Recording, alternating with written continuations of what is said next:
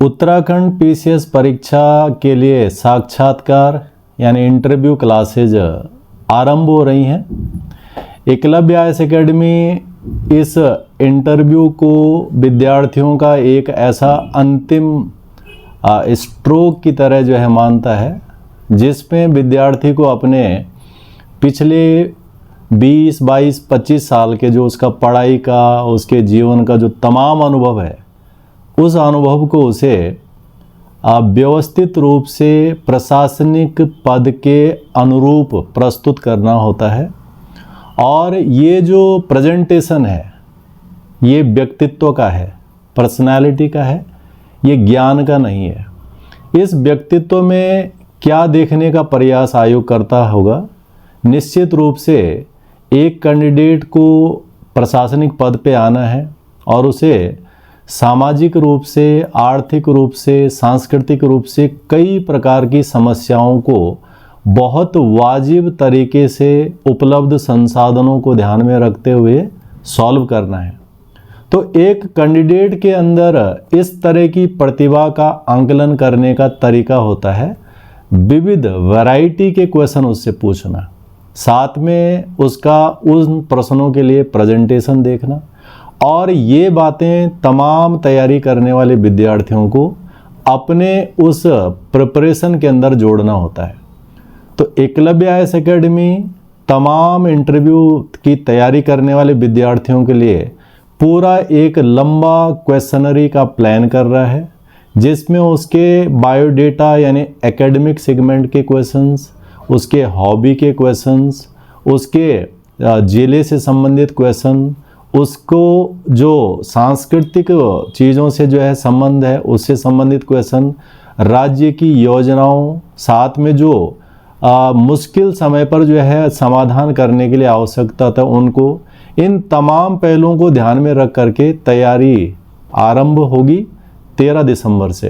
तो तमाम विद्यार्थी जो उत्तराखंड पीसीएस के लिए साक्षात्कार कर रहे हैं वो संस्थान के साथ में जुड़ सकते हैं और अपने व्यक्तित्व के अंदर संपूर्ण निखार कैसे लाएं, क्या क्या चीज़ें हम उसमें जोड़ें, उनके लिए संस्थान के साथ जुड़ करके अपनी प्रिपरेशन को धार दे सकते हैं और अंतिम निर्णय में अपना चयन सुनिश्चित कर सकते हैं। 150 क्वेश्चन में मैक्सिमम मार्क्स कैसे लाएं, इस पर हमारी सारी रणनीति काम करेगी।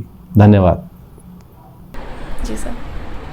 अनुष्का, तुम कह रहे हो कि एक फाइनेंशियल एक पार्ट था और वो अधिकतर बच्चों का होता है, खासकर उत्तराखंड मूल के तो लगभग सभी बच्चों की एक समस्या रहती है।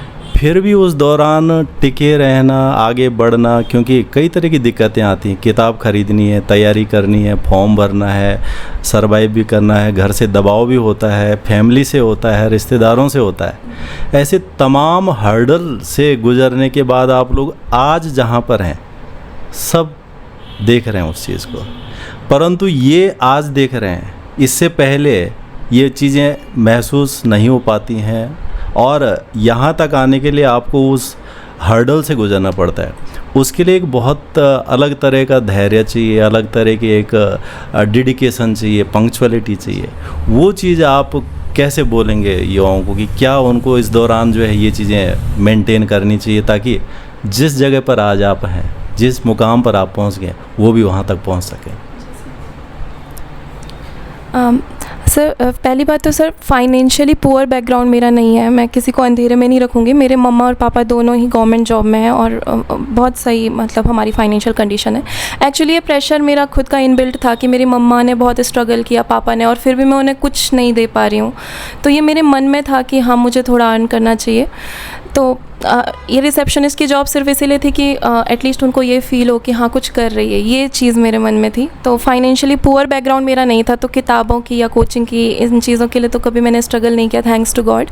बट हाँ, कई स्टूडेंट्स ऐसे होंगे, इसीलिए मैं उनको भी यही सलाह देना चाहती हूँ कि फ्लेक्सिबिलिटी का एलिमेंट, क्योंकि सिविल सर्विसेज एक लॉन्ग जर्नी है।